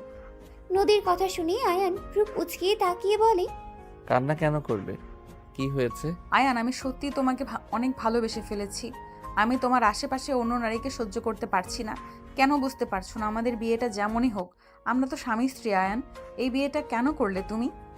নদী কথাগুলো বলে কান্না করতে লাগলো। আয়ান নদীকে কোল থেকে নামিয়ে দিলে নদী বাচ্চাদের মতো আয়ানের শার্টের সাথে নাকের পানি মুছতে লাগলো আর কান্না করতে লাগলো। আয়ান নদীকে এক হাত দিয়ে সামনের মাথায় হাত বুলিয়ে দিতে লাগলো, অন্য হাত দিয়ে কাজ করতে লাগলো। নদী বাচ্চাদের মতো করে আয়ানের শার্ট টানতে টানতে কান্না করতে করতে বলতে লাগলো, কেন করলে আয়ান? তুমি বিবাহিত জানার পরও কেন তুমি রাইসাকে বিয়ে করলে? আমি তো তোমাকে ডিভোর্স দেই নাই, তুমি কেন বিয়ে করলে, তাও আবার আমার কাজিনকে? আমি কিভাবে ওকে বলবো আমার স্বামীর সাথে তুই কেন থাকোস? তোকে দেখলে আমার রাগ হয়, কষ্ট হয়। নদী কথাগুলো বলতে লাগলো আর ফুপিয়ে ফুপিয়ে কান্না করতে লাগলো। আয়ান এক হাত দিয়ে বাহুতে জড়িয়ে ধরে হাত বুলিয়ে দিতে লাগলো। নদী কান্না করতে করতে বলতে লাগলো, তুমি কি জানো না, বাঙালি নারীরা সব ছাড়তে পারে কিন্তু তার স্বামীর ভাগ কাউকে দিতে চায় না। তুমি সব কিছু জেনে কেন বিয়ে করলে আয়ান? তোমার টাকার দরকার হইলে আমার সাথে যোগাযোগ করতে পারতে। তুমি তো আমার বাসা চিনতে, সব চিনেও তুমি আমার কাছে কেন আসো নাই? আমার বোনকে বিয়ে করলে। তুমি জানো আমি তোমাকে কত মিস করছি। আমি তোমাকে নিয়ে সব সময় ভাবতাম। তুমি বিয়েটা না মানলেও আমি তো বিয়েটা মেনে নিয়েছিলাম আয়ান। নদী কথাগুলো বলতে বলতে কান্নায় ভেঙে পড়লো। আয়ান নিজের কাজ রেখে নদীর দিকে তাকিয়ে 2 হাত দিয়ে চোখ মুছে দিতে লাগলো। নদীর রেগে হাত সরিয়ে দিতে লাগলো। আয়ান জোর করে নদীকে জড়িয়ে ধরে বলতে লাগলো, কান্না থামাও, কেউ এসে যাবে। তোমার মনে কি কারোর প্রতি কোনো দয়া মায়া হয় না? তোমার মন এতটা পাষাণ কেন? আমি এমনই, আমার কারোর প্রতি মায়া হয় না। আমার প্রতি একটু মায়া জন্মালে কি ক্ষতি হবে? হ্যাঁ, কান্না থামাও, কথায় কথায় কান্না করবে না তো। এইটার খুব বিরক্ত লাগে। কেউ মনে হয় আসছে, চোখ মুছো। আয়ান নদীকে ছেড়ে দিয়ে কাজ করতে লাগলো। নদী তাড়াতাড়ি করে চোখ মুছে ফেললো। নিজেকে স্বাভাবিক করতে গিয়ে আবার কান্না করলে কারোর কণ্ঠের শব্দ শুনে সাথে সাথে নিজেকে সামলিয়ে নেয়। আশিক এসেছে, বলে ওঠে, আয়ান, আমার গার্লফ্রেন্ড ওর ফ্যামিলি দেশে এসে গেছে, রাফি ভাইও এসেছে, এখন কি হবে? আশিক কথাগুলো বলে সামনে তাকাতেই দেখে নদী বসে আছে। নদী আশিকের কথা শুনে বলে, গার্লফ্রেন্ড আছে তোর? আপু তুই এখানে কি করো? দুলা ভাইয়ের সাথে গল্প করি। তোর গার্লফ্রেন্ড আছে? আব্বু কাউকে বলো না, আব্বু শুনলে রেগে যাবে। বলবো না, বাট আমার কথা শুনে চললে। ঠিক আছে, সব শুনবো। আপু তুমি একটু যাও তো, আমি আয়নের সাথে কথা বলবো। ওই দুলাভাই হয়, তুই নাম ধরে ডাকছিস কেন? অভদ্র কোথাকার। আমি অনুমতি দিয়েছি, তাই বলছে আপনি জানতো। কিসের অনুমতি? হ্যাঁ, ওই ওকে দুলাভাই বলে ডাকবি, একদম নাম ধরে ডাকবি না। ঠিক আছে তুমি যাও। নদী চলে গেলে আশিক আয়নের কাছে এসে বলে, আপু তো বাইরে গেছে, এখন কি হবে? ভাইয়া যদি তার বাবা মাকে নিয়ে চলে আসে, হুট করে যদি সবাই জেনে যায় যে এতদিন মিথ্যা কথা বলেছে রাইসা আপু তুমি তার হাজবেন্ড না, ভাবতে পারছো কি হবে? আমার আব্বু আরও রেগে যাবে। আপনার রিয়েল দুলাভাইকে কল করে সোজা বলেন এই বাসায় আসা লাগবে না। ভালোভাবে বুঝিয়ে বলেন, আমরা আগে সবাইকে বুঝিয়ে নেই তারপর। তাই বলতে হবে। উনি ওনার দাদুর বাড়িতে যাবে, ওইখান থেকে সোজা আমাদের বাসায় আসবে হয়তো। দাদার বাড়ি? হ্যাঁ। ও আচ্ছা। আপু কখন আসবে, কিছু বলে গেছে কি? কল দেন। কল কেটে দেয়, মনে হয় ব্যস্ত আছে। ও আচ্ছা যান, চিন্তা করেন না, কিছু হবে না, সব ঠিকঠাক হয়ে যাবে। আশিক চলে গেল। আয়ান মনে মনে কিছুক্ষণ ভেবে কাজ করতে লাগলো। রাত 10টায় রাইসা রুমে আসলে আয়ানকে বলল, আয়ান, আজকে থেকে কিছু শুনেছো? হ্যাঁ, আপনার বয়ফ্রেন্ড এখানে আসবে ফ্যামিলি নিয়ে। 3 দিন সময় আছে। ওই এখনো বলেনি, বাট ওরা ঘুরতে দেশে এসেছে। 3 দিনের ভেতরে রাফি ওর ফ্যামিলিকে জানিয়ে দিয়ে চলে আসবে। এখন আমাদের কাজ হলো যে কোনোভাবে হোক সবাইকে বুঝিয়ে বলতে হবে আমরা কেন এমন করেছি। আচ্ছা, 3 দিন সময় আছে, এর ভিতরে সব ঠিক করে নেওয়া যাবে। আর আপনি তো বলেছিলেন কাজের চাপে দেশে আসতে পারছেন না, তাহলে হঠাৎ করে দেশে কেন আসলো? আমি জানি না, শুধু বলো দেশে আসবে। 3 দিন পর আমাদের এখানে আসবে। আমার মাথায় কিছু কাজ করছে না। ওর মাথায় যে কি ঢুকে আছে কে জানে। ও আচ্ছা। রাইসা কিছু বলবে তখনই রুমি নদী ভিতরে ঢুকে বলে, রাইসা, হ্যাঁ বল। আজকে আমি তোর সাথে ঘুমাবো। অনেক দিন ধরে দুই বোন একসাথে থাকি না, গল্প করা হয় না। রাইসা নদীর কথা শুনে চমকে গেল, ঢোক গিলতে লাগলো। আয়ান মনে মনে ভাবতে লাগলো, পাগলি বউ আমার, ভেবেছে আমি ম্যামের সাথে বাসর করব। পাগলি তো জানে না আমাদের বিয়ে হয় নাই, আর তো বাসর দূরের কথা। ইয়া মানে? নদী, আমাদের তো অনেক কাজ, আগামীকাল একসাথে গল্প করব। বুঝছি, জামাই পেয়ে বোনদের ভুলে গেছিস। আমি যে তোর বোনের থেকেও বেশি কিছু, এইটা তুই ভুলে গেছিস। এখন তোর স্বামী সব, তাই না? আরে নদী, তা না, তুই ভুল বসছিস। দেখ, সত্যি আমাদের অনেক কাজ আছে। রাইসার কথা শুনে নদী মনে মনে ভাবতে লাগলো, কি কাজ আছে আমি ভালো করে জানি। আমার জামাইয়ের সাথে বাসর করাবো ভালো করে, যেইভাবেই হোক এই রুমে থাকতেই হবে, না হলে ওদের মাঝে না না, এটা হতে পারে না। নদী কথাগুলো ভেবে বলে ওঠে, আমি কিছু জানি না, আমি এখানে থাকবো, তোর সাথে ঘুমাবো, এটাই আমার শেষ কথা। নদী কথাগুলো বলে সোজা খাটে গিয়ে শুয়ে পড়লো। আয়ান বলে ওঠে, শালিকা, তুমি তো জানো আমাদের বাসর এখনো হয় নাই। তুমি যদি থাকো তাহলে আমরা বাসর কিভাবে করব? আয়ানের কথা শুনে রাইসা রাগী লুক নিয়ে তাকালে আয়ান চোখ টিপ দিলে রাইসা কিছু বলল না। নদী বলে ওঠে, দেখুন দুলাভাই, আমার বোনকে আমি অনেক ভালোবাসি। আমি এতদিন দেশে ছিলাম না, রাইসাও নিজের অফিসের জন্য ব্যস্ত ছিল। দুই বোন অনেক দিন ধরে একসাথে থাকি না, বাসর পরে করেন। বউ তো আর পালিয়ে যাচ্ছে না। আমার অনেক মনে পড়ছে রাইসাকে। আমি এখন এখান থেকে যাব না। আপনি আমার বউকে আমার থেকে দূরে রাখতে পারেন না। আইন বাদ দাও, নদী বয়সে শুধু বড় হয়েছে, এখনো বাচ্চাদের মতো আছে। আর আসলে আমরা দু বোন অনেক দিন ধরে একসাথে থাকি না। আজকে তুমি সোফায় ঘুমাও, আমি আর নদী একসাথে ঘুমাবো। বউ, তুমি শুধু তোমার বোনের কথা ভাবলে, আমার কথা তো একটু ভাবো না। রাইসা চোখ পাকালে আয়ান ইশারা করলে রাইসা বলে ওঠে, এতদিন ধৈর্য ধরেছ, আজকে রাত তো ধৈর্য ধরো। রাইসা আমার কাছে আয়, তোর জামাইয়ের কাছে অনেক গেছস। নদী রাইসাকে খাটে বসিয়ে রাইসার কোলে বসে আয়ানের দিকে তাকিয়ে ভিলেনের মতো হাসি দিলে আয়ান হাসতে শুরু করে দিল। রাইসা ভ্রু কুচকে তাকালে আয়ান বলে ওঠে, বউ, আমার জায়গায় তুমি শালিকাকে কেন দিচ্ছ? কাজ করো। ঠিক আছে। রাইসা নদীর মাথায় হাত বুলিয়ে দিয়ে ঘুম পাড়িয়ে দিল। রাইসা আয়ানকে বলে, এই, তুমি এত বেশি কথা বলে কেন? রাগ তুলবে না বলে দিলাম, ভুলেছেও না। তুমি কিন্তু আমার ফেক হাজবেন্ড, জামাইয়ের মতো ব্যবহার করবে না একদম। ম্যাম, আপনার যে বোন, উনি সন্দেহ করতো, তাই আমি একটু বাজে কথা বলছি। আমি আপনার জন্য তো বললাম। ভালো হয়েছে, মনোযোগ দাও। আয়ান চুপচাপ কাজ করতে লাগলো, রাইসা ল্যাপটপ নিয়ে কাজ করতে লাগলো। সারা রাত দুইজন কাজ করতেই লাগলো। 4টার দিকে দুইজন ঘুমিয়ে গেল। সকালে নদী ঘুম ভাঙলে দেখে রাইসা ওকে জড়িয়ে ধরে ঘুমিয়ে আছে। নদী রাইসার হাত সরিয়ে দিয়ে আয়নের দিকে তাকিয়ে দেখে আয়ান সোফায় ঘুমিয়ে আছে। নদী বিজয়ী হাসি হেসে মনে মনে ভাবতে লাগলো, কর বাসর, আমার আগে বাসর করার মজা বুঝিয়ে দিয়েছি। লুচ্চা বেডা একটা, এমন জায়গায় মারবো না বাসর আর মুখেও নিয়ে আসবি না, কুত্তা বিড়াল। নদী মুখ ভেঙচি দিয়ে নেমে চলে গেল রুমে। রাইসার ঘুম ভাঙলে ঘড়ির দিকে তাকাতে দেখে অনেক বেজে গেছে। রাইসা তাড়াতাড়ি করে উঠে পড়লো। আয়নকে তাড়াতাড়ি ডাক দিয়ে তুলে নিয়ে বলল, আয়ন ওঠো, তাড়াতাড়ি রেডি হতে হবে, অনেক বেঁচে গেছে। রাইসা কথাগুলো বলে চলে গেল। আয়ান তাড়াহুড়ো করে উঠে পড়লো। ব্যাগ থেকে শার্ট প্যান্ট নিয়ে পাশের রুমে গিয়ে ফ্রেশ হয়ে রেডি হয়ে নিল। রাইসার রুমে এসেছে, সব কিছু গুছিয়ে নিতে লাগলো। গুছিয়ে নিয়ে রাইসার সাথে তাড়াতাড়ি করে বাসা থেকে বের হয়ে গেল। সন্ধ্যার দিকে আয়ান রাইসা বাসায় ফিরলো। বাসায় ঘরে যেতে আয়ান রাইসা দুজন চমকে উঠলো। আয়ানকে দেখে কেউ কিছু বলার আগেই নদীর আম্মু বলে ওঠে, আম্মাজান, এটা রাইসা আর তার হাজবেন্ড আয়ান।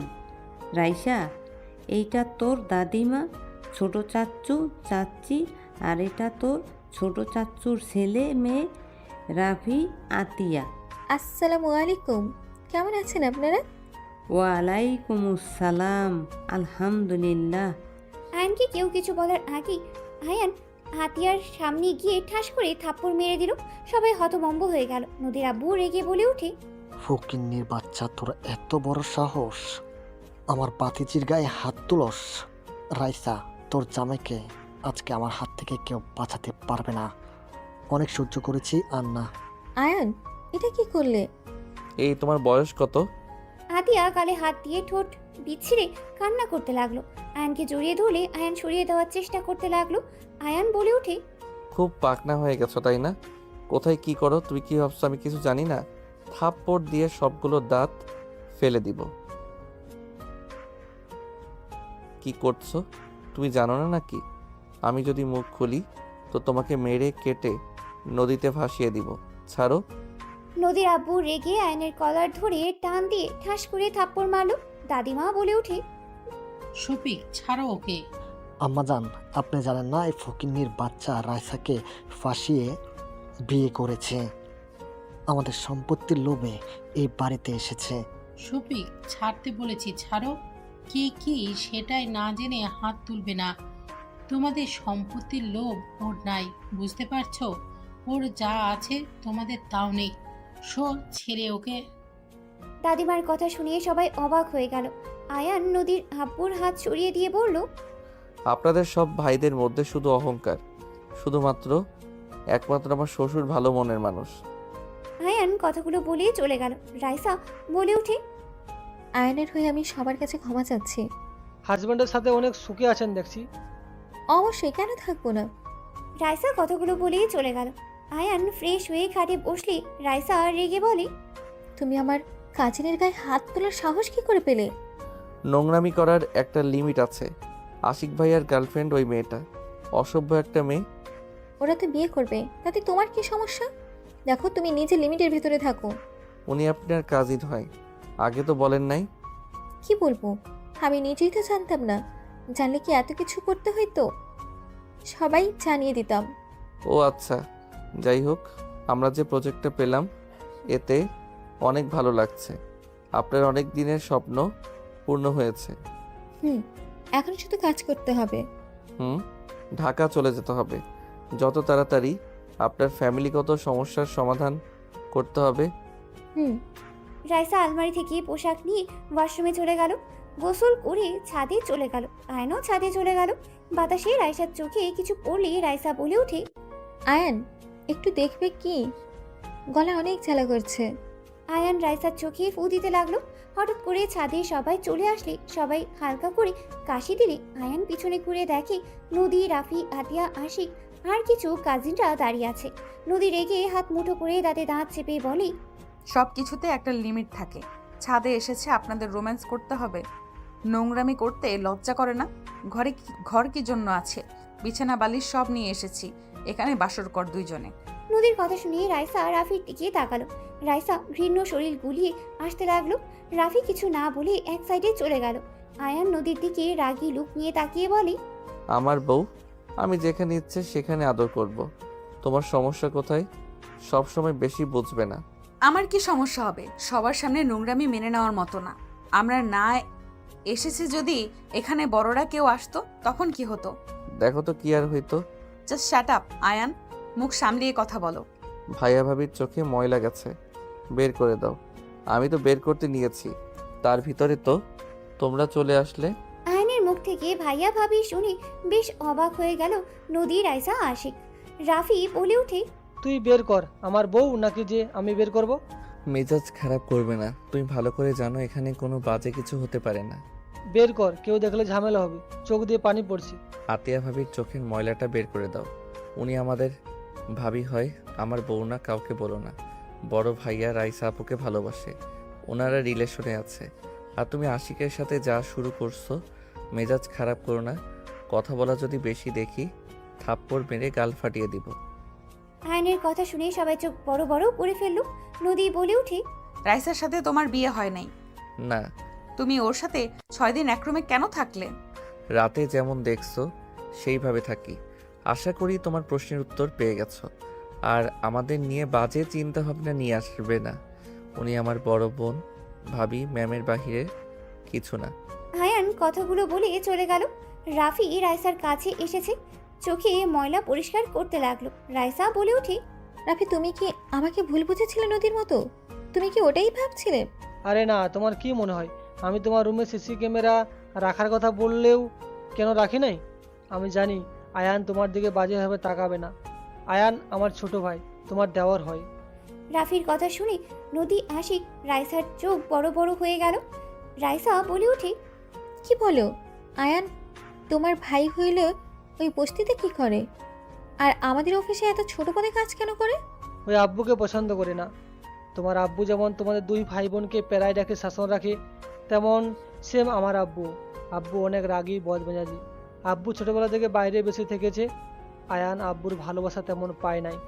তার ভিতরে আবার আব্বু বাসায় আসলে আয়ানকে, আমাদের তিনজনকে অনেক শাসনে রাখতো। কিছু ভুল করলে মারতো, বকাঝকা করতো। আম্মু কিছু বলে আম্মুর গায়ে হাত তুলতো। আম্মুর গায়ে হাত তোলা থেকে ওইটাই আয়ানের মনের ভিতরে আব্বুর প্রতি ঘৃণা জন্ম নেয়। আব্বুর কোনো কাজ আয়ানের ভালো লাগতো না। আম্মুকে প্রতিবাদ করতে বলে আম্মু করতো না, আয়ানকে বুঝাতো। আয়ান একদিন রেগে গিয়ে ভাঙচুর করে বলে দেয়, ওই আব্বু আম্মুর কারোর সন্তান না, ও এতিম। ওকে যদি সন্তান হিসাবে পরিচয় দেয়, সেই দিন আয়ান নিজেকে শেষ করে দিবে। সেই দিন রাতে আয়ান পালিয়ে দেশে চলে আসে। তারপর থেকে অন্য পরিচয় আছে। সেদিন কোলে নিয়ে আসলাম, তুমি তো ওকে কিছু বলো না, আর আমাকেও তো বললে না। আমি তোমাকে কিছু বললেও ওই এখানে আসতো না। তুমি ভাবি হবে দেখে তোমার সাথে এসেছে। অন্য কোনো মেয়ে হইলে তোমার সাথে কখনোই আসতো না। মানুষ ঠকানো ওর পছন্দ না। এই কাজগুলো করতেও ওই মনের সাথে হয়তো লড়াই করেছে। প্রথমে ওই রাজি হয়নি, তোমাকে দেখার পর হুট করে হ্যাঁ বলে দেয়। আমি বুঝতে পারছিলাম না, ওকে দেখে কোনো কিছু বোঝা যায় না, চাপা স্বভাবের। সবার কথা শুনে নদী থমকে গেল। নদী দৌড়ে নিচে চলে গেল। নদী রাইসার রুমের সামনে গিয়ে দেখে আয়নের আম্মু আয়নকে জড়িয়ে ধরে কান্না করতে করতে বলছে, আয়ান, আর কতদিন আমাকে এভাবে শাস্তি দিবি? তুই আমার সন্তান, তোকে আমি কারোর সামনে পরিচয় দিতে পারছি না। আয়ান, তোকে এভাবে দেখতে আমার একদম ভালো লাগছে না। সন্তানকে কষ্ট পেতে দেখলে কি কোনো মায়ের মন শান্ত থাকতে পারে বল? 2টা সন্তান আছে, তাদের নিয়ে থাকেন, আমাকে ছাড়েন, কেউ এসে পড়বে। আয়ান, রাগ অভিমান কমিয়ে আমাদের সাথে চল না আয়ান। তোর আব্বু তোকে অনেক ভালোবাসে, বিশ্বাস কর। তোর আব্বু বাহিরে রাগী, ভেতরে তার মনটা একদম নরম। তাতে আমি কি করব? ছাড়েন তো। অহংকার ফ্যামিলির সাথে আমার কোনো সম্পর্ক থাকতে পারে না। আপনি এখান থেকে যান। আয়ান কথাটা বলে ওর আম্মুকে সরিয়ে দিয়ে বারান্দায় চলে গেল। আয়ান বারান্দায় দরজা লাগিয়ে দিল। আয়নের আম্মুকে বের হইতে দেখে নদী ওইখানেই চলে গেল। 3 ঘন্টা পর রাইসা রুমে এসেছে। আয়নকে দেখে বলে, আয়ন, চলো নিচে খাবার খাওয়ার জন্য আম্মু ডাকছে। খাবো না, আপনি যান। এই, তুমি এমন কেন? ঠিক মতো খেতে চাও না? ক্ষুধা না লাগলে আমি কি করব? চলো নিচে খেয়ে নেবে। ভাইয়া আপনার উপরে রাগ করে আছে নাকি? না, আচ্ছা তুমি আমার থেকে লুকালে কেন? তুমি যে রাফির ছোট ভাই। আমি কারো ভাই না, আমি আপনার অফিসের এমপ্লয়ি। যাই হোক, আমার সাথে চলো। রাইসা আয়নের হাত ধরে নিয়ে যেতে লাগলো। আয়ন বিরক্ত লাগলে কিছু বলল না। নিচে গেলে রাইসা আয়নের হাত ছেড়ে দিল। দুজন নিচে চলে গেল। আয়নকে রাইসা বলল, আইন চেয়ারে বসো। দরকার নাই, যেখানে বসে খাই ওইখানেই ঠিক আছে। আয়ন নিচে বসলে সবাই অবাক হয়ে তাকালো। রাইসার আব্বু বলে ওঠে, ব্যাস অনেক হয়েছে, আয়ান এখানেই এসেছে, বসো। আমি তোমার শ্বশুর হয়ে বলছি, তুমি আমার কথা শুনবে না? তুমি কি মেয়ের জামাইকে মেনে নিলে নাকি? নদীর আব্বুর কথা শুনে রাইসার আব্বু কিছু না বলে উঠে গিয়ে আয়নের হাত ধরে চেয়ার টেনে বসিয়ে নিয়ে পাশে বসে পড়লো। রাইসা আয়নের পাশেই বসলো। রাইসার আব্বু বলে, আজ থেকে আমি আমার মেয়ের জামাইয়ের কোনো অপমান সহ্য করব না। আমার মেয়ে জামাই গরিব হতে পারে, বাট মনের দিক দিয়ে ওই ধনী। আর কিছু মানুষ টাকা পয়সা থাকার পরও সেই মনের দিক দিয়ে ছোট লোক। রাইসার আব্বুর কথা শুনে নদীর আব্বু রেগে গিয়ে বলে, তুই আমাকে ইঙ্গিত করে কথা বললি। দিন দিন অনেক সাহস বাড়ছে তোর। বড় ভাইকে সম্মান করতে ভুলে যাচ্ছিস তাই না? মেয়ের জামাইকে বেশি মাথায় তুলিস না, পরে দেখবি তোকে রাস্তায় বসিয়ে দিয়ে চলে গেছে। রাইসার আব্বু বলে, আমি বাঁচবো কতদিন? আমার মেয়ে ছেলে সুখে থাকলেই হবে, এক জায়গায় থাকলেই হবে। কি হলো, তাকিয়ে আছো কেন? খেতে দাও আয়ানকে। রাইসার আম্মু সবাই খাবার দিতে লাগলো।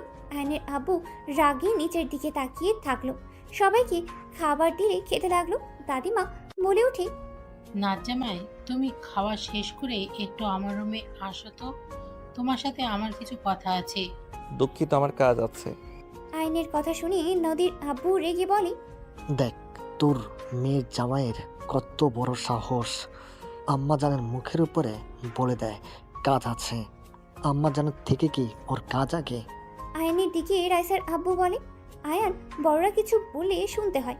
দেখো, উনি আমার আম্মা যান, তুমি তাকে অসম্মান করাও বিষয়টা খুব দুঃখজনক। দুঃখিত। আয়ন কথাগুলো বলে নিচের দিকে তাকিয়ে থাকতে খেতে লাগলো। নদী আয়নের দিকে তাকিয়ে থাকতে লাগলো। সবাই টুকটাক কথা বলতে লাগলো। খাওয়া দাওয়া হইলে সবাই বসার ঘরে বসে পড়লো। আয়ান রাইসার পাশে বসে থেকে ফোন চালাচ্ছিল। সবাই কথা বলতে লাগলো। হঠাৎ করে আয়নের আব্বু বলে ওঠে, ভাইজান, নদীকে তাহলে আমার বৌমা বানিয়ে নিতে চাই, আপনি কি বলেন? এটা তো খুব ভালো একটা সংবাদ। আমি নদীর জন্য পাত্র দেখতাম। সেখানে যদি রাফি বাবার সাথে বিয়ে হয় তাহলে তো অনেক ভালো হবে। হ্যাঁ, আমাদের মেয়ে আমাদের কাছে থাকবে। আমি এসেছি, আপনার ভাইকে বলেছিলাম, উনি বলল আপনারা রাজি না ও হতে পারেন। আরে না, রাজি কেন হবে না? আমার বাতিদির সাথে তো বিয়ে হবে, সেখানে না করার কোনো প্রশ্নই আসে না। আর এখানে বিয়ে হলে আরো অনেক ভালো হবে। আমার মেয়েকে নিয়ে কোনো চিন্তাই থাকবে না। আয়নের আব্বু আম্মু নদীর আব্বুর কথা বলতে লাগলো। আয়নের দিকে চোখ নদী তাকিয়ে আছে, রাফি রাইসার দিকে তাকিয়ে আছে। আয়ান সবার কথা শুনতে লাগলো। নদী আয়নের দিকে তাকিয়ে বলল, আব্বু, আমি বিয়ে করতে পারবো না। নদীর কথা শুনে সবাই অবাক হয়ে গেল। নদীর আব্বু হাসি মুখে বলে, নদী, সব জায়গায় মজা করতে হয় না, এখানে সিরিয়াস ব্যাপারে কথা হচ্ছে। আমি কারোর সাথে মজা করছি না, আমি বিয়ে করতে পারবো না, এটাই আমার শেষ কথা। নদীর কথা শুনে নদীর আব্বু রেগে গিয়ে গালে সজোরে থাপ্পড় মেরে বলে, তোর সাহস কি করে হলো আমার মুখের উপরে না করস? আমি তোকে রাফির সাথে বিয়ে দিব, এটাই আমার লাস্ট কথা। তুই ভালো করে জানিস আমি একবার মুখ দিয়ে যা বের করি সেটাই করি। মেয়ে রাজি না থাকলে তাকে জোর করে বিয়ে দেওয়া ঠিক না আঙ্কেল। আয়নের কথা শুনে নদীর আব্বু রেগে ঘুরে আয়নের কলার ধরে বলে, তুই আমার মেয়ের মাথা নষ্ট করছিস নাকি? তুই তো আমার ফ্যামিলিকে নিজের হাতের মুঠো করে নিয়েছিস। দেখ, আমাকে রাগিয়ে দিস না, তোর জন্য মোটো কিছুই ভালো হবে না। রাইসার আব্বু নদীর আব্বুর হাত ধরে আয়নের কলার ছাড়িয়ে দিয়ে বলে, আয়ন খারাপ কিছু বলে নাই, নদী পছন্দ কি সেটা আগে জেনে তারপর বিয়ে ঠিক করো। মেয়ে রাজি না হলে সেখানে জোর করে বিয়ে দিও না। রাইসার আব্বুর কথা শুনে নদীর আব্বু বলে ওঠে, বাহ, খুব সুন্দর। নিজের মেয়ে তো এম্পায়ারকে বিয়ে করে নিয়ে এসেছে, এখন আমার মেয়ের মাথা জামাইকে দিয়ে খেয়ে নিয়েছে, যাতে আমার মেয়ের গরিব ফকিন্নির সাথে বিয়ে হয়। আমি খুব ভালো করে জানতাম তুই যে আমাদের সন্তান আমাদের ভালো সহ্য করতে পারস না। তুই যে ভালো মানুষের মুখোশ পরে থাকস।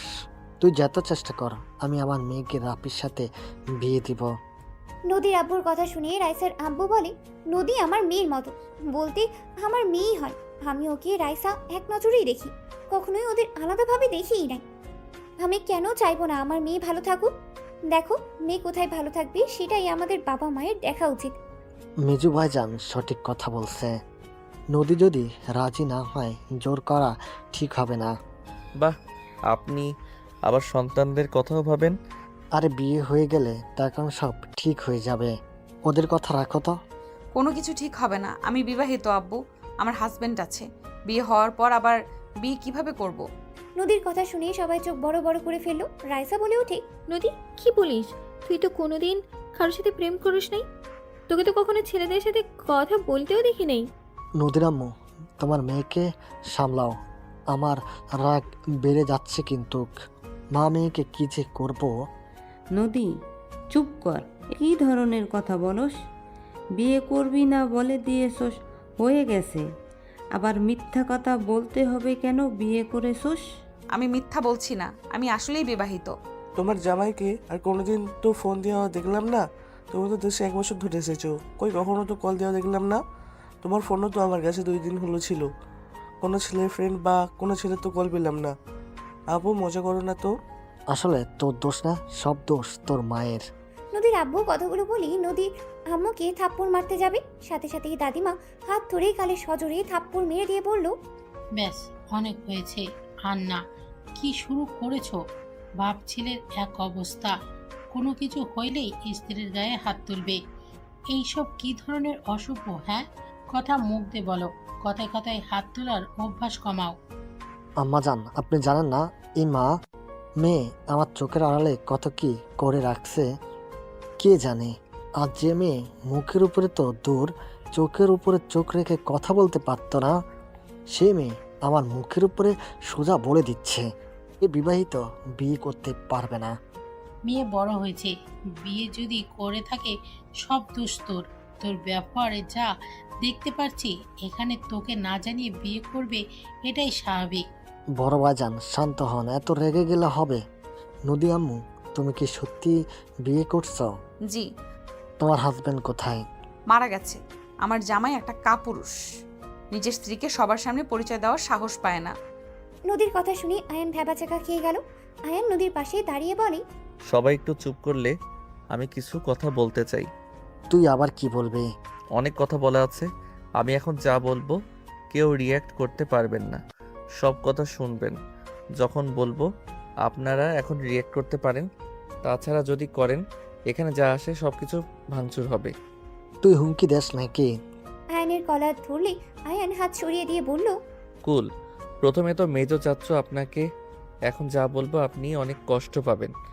আমাকে আপনি ক্ষমা করে দিয়েন। আমি আপনার কথা বলা শুরু করছি। রাইসা ম্যামের সাথে আমার কোনো সম্পর্ক নাই, ওনার সাথে আমার কোনো বিয়ে হয় নাই। আয়ানের কথা শুনে সবার চোখ বড় বড় করে ফেললো। রাইসার আব্বু বলে ওঠে, কি বলছো এসব আয়ান? তুমি বিয়ে না করলে তাহলে এসব মিথ্যা নাটক করার মানে কি? তুমি আমার মেয়ের সাথে এক রুমে থেকেছো, সবাই জানে তুমি আমার মেয়ের জামাই, এখন এসব কি বলছো? মজা করো না আয়ান। আঙ্কেল প্লিজ দয়া করে ভেঙে পড়বেন না, আমি আপনাকে সব কিছু খুলে বলছি। আপনারা ওনাকে অন্য জায়গায় বিয়ে দিতে চাইছেন, উনি অন্য কাউকে ভালোবাসে। তার ফ্যামিলিকে জানাতে পারে নাই দেখে এখানে আসতে পারে নাই। পরে ওনারা উপায় না পেয়ে আমাকে হায়ার করে। আমি আপনাদের ঠকাতে চাই নাই, বাট পরে দেখলাম উনি যাকে ভালোবাসে আমি তাকে খুব ভালো করে চিনি। আমারও পরীক্ষা করার ছিল আসলে আপনার মেয়ে ওই বাড়ির বউ হওয়ার যোগ্য নাকি। কি ফাজিল, তুমি আমাকে পরীক্ষা করছো? সরি, কিছু করার নাই। আপনি যার সাথে সংসার করবেন সেই আমার প্রিয়। তার স্ত্রী খারাপ নাকি ভালো সেইটা তো আমার জানার দরকার ছিল। আপনি অনেক ভালো, আপনি একদম অনেস্ট, যাকে ভালোবাসেন তাকে শুধু ভালোবাসেন, এটা অনেক ভালো লেগেছে। কাকে ভালোবাসে রাইসা? আর সেই ছেলেটা বা কে? ওইটা পরে বলি আন্টি। আর আরেকটা কথা বলার আছে, যেটা শুনলে বড় চাচ্চুর মাথা নষ্ট হয়ে যাবে, এমনকি খুন করতে চাইতে পারে। মানে কি? যা বলবি তাড়াতাড়ি বল। আলহামদুলিল্লাহ, ভাগ্য ভালো আমার ভাতিজিকে বিয়ে করস নাই। আপনার ভাতিজিকে বিয়ে না করলেও আমি তো আপনার মেয়েকে বিয়ে ঠিক করেছি। আয়নের কথা শুনেই সবাই থমকে গেল, চোখ বড় বড় করেই তাকালো। নদীর আব্বু রেগে এই কথা চেপে ধরে বলে, খবরদার আমার মেয়েকে নিয়ে বাজে কথা মুখে নিয়ে আসিস না। কুল চাচ্চু, এত রেগে যাওয়া ভালো না। এটাই সত্যি, আমি আপনার মেয়ের হাজবেন্ড, আর আমাদের বিয়েটা আমাদের ইচ্ছাকৃতভাবে হয় নাই। তুই খবরদার আমাকে কিছুই বলবি না। তোর মেয়ের জামাই এখন আর নাই। আর মেয়ের জামাই আমি বুঝে নেব। চাচ্চু আমাকে মেয়ের জামাই হিসেবে মেনে নিলেন তাহলে? অসম্ভব। কথাগুলো বলে আয়নের মুখে আরেকটা ঘুষি মারতে যাবে, সাথে সাথে আয়নের আব্বু হাত ধরে ফেলে। নদীর আব্বুকে সরিয়ে দিয়ে আয়নের গালে থাপ্পড় মেরে বলল, তুই তো এত জ্ঞানী, এত মহান, ভালো মানুষ, এত মানুষকে বুঝোস, তুই এখন বল তুই কি কাজটাই ঠিক করছস?